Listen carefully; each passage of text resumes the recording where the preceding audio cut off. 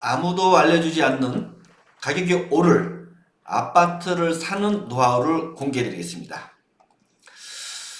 음, 어느 아파트를 살 것인가, 어떤 아파트에 사느냐에 따라 미래의 재산 가치는 크게 벌어집니다. 이 이야기는 누구나 쉽게 알고 있는 얘기예요. 그렇지만 현실에서는 엉뚱한 헛발질만 합니다. 아파트를 사지 말아야 할 타이밍도 모르는데 어떤 아파트를 사야 하는지를 알 수 있을까요? 연끌 때처럼 뒷북치는 사람들이 어떤 아파트를 사야 하는지 나중에 재산 증식에 도움이 되는지 알고 있지 않을 겁니다. 알고 있었으면 그렇게 어리석은 행동은 하지 않았을 테니까요. 고작 동네에 있는 공인중개사한테 물어보던가 아니면 인플루언서인 대형 유튜브들 얘기만 믿고 따라하겠죠. 여러분, 부인남하고 라이트하우스랑 왜 소송전을 펼치는지 아세요? 부인남이 영끌에서 집 사라고 부추길 때 부인남은 이미 주택 수십 채를 갖고 있었다고 합니다. 이걸 라이트하우스에서 용기 있게 얘기를 한 걸로 부인남에서는 민사소송을 한 거예요. 소송은 라이트하우스가 이겼다고 합니다. 이렇게 용기 있게 얘기하는 사람이 있는 반면 부동산 살 타이밍도 잘 알지 못하는 인플루언서가 부동산 사라고 부추긴다고 부동산을 절대 사지 마시고요. 만약 아파트를 사야 한다면 어떤 아파트를 사야 하는지에 대해 제가 맛배기조로 몇 가지 체크해야 할 사항들을 알려드릴게요. 아주 중요한 내용들이 있으니 꼭 기억하시고요. 첫 번째는 가격입니다. 가격. 적절한 분양 가격인지 체크하라. 지금처럼 아파트 가격이 떨어지고 있는 불경기 상황에서는 여느 때보다 분양 가격 체크가 중요합니다. 이유는 간단해요. 아파트를 저렴하게 매입하는 것이 부동산 재테크에 있어 성공의 지름길이기 때문입니다. 부동산을 비싸게 주고 산 사람들 연끌 보면 바로 알 수 있을 겁니다. 두 번째는 대단지인가? 세대수를 체크하라. 자, 아파트 세대수는 주민 편의시설과 직결됩니다. 과거보다 현재일수록 아파트 편의시설, 부대시설은 호텔 못지않는 시설로 그에 대한 중요성이 높아지고 있습니다. 과거 아파트 놀이터에 있는 시설에서 지금은 휘트니스 센터, 골프 연습장이 생기고 심지어 수영장이 생기는 아파트들도 있습니다. 이러한 시설도 세대수가 어느 정도 받쳐줘야 가능합니다. 그리고 훗날 아파트 매입이나 매수할 때도 세대수가 많은 아파트가 유리하다는 것은 당연한 사실입니다.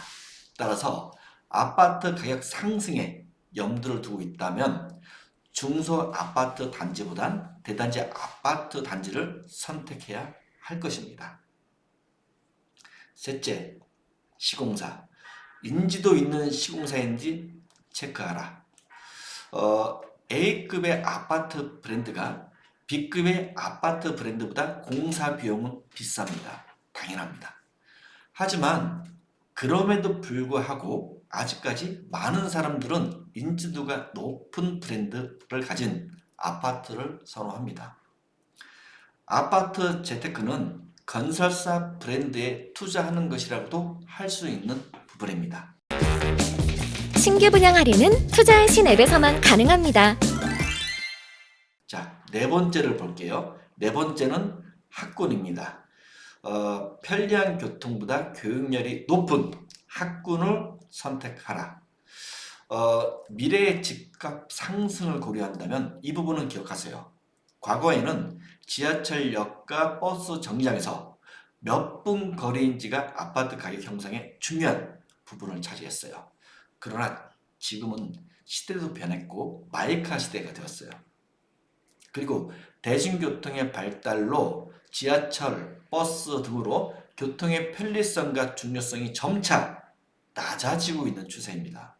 대신 학군의 중요성과 학원의 중요성이 대두되고 있는 시대예요.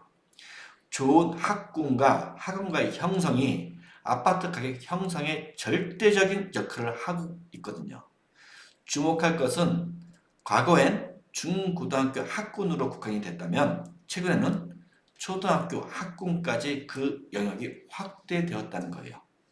밀집된 학원가 역시 두말할 필요가 없을 정도로 아파트 가격 형성에 큰 역할을 하고 있습니다. 다섯째, 인기 있는 층, 노열층을 공략하라. 자, 노열층은 딱 정해진 거 그런 거 없어요. 정해져 있지 않아요. 아파트에 따라 달라요. 한때 아파트가 15층일 때 그때는 가운데 층이 노열층이라고 불렸던 때도 있었어요. 과거 15층에서 25층 그리고 35층 지금은 40층 50층 이상도 많아요. 또 뷰, 전망에 대한 프리미엄도 한몫을 합니다. 중요한 것은 분양 초기에는 층별로 가격 차이가 크게 나진 않지만 나중에는 분양 때보다 가격 차이가 크게 벌어지는 경우도 많아요. 그래서 이왕이면 저층이나 인기 없는 층보다도 노열층으로 공략하는 투자가 현명한 판단으로 생각됩니다. 또 매매할 때도 노열층이 저층보다 더 쉽게 거래되는 건 기본 중에 기본입니다.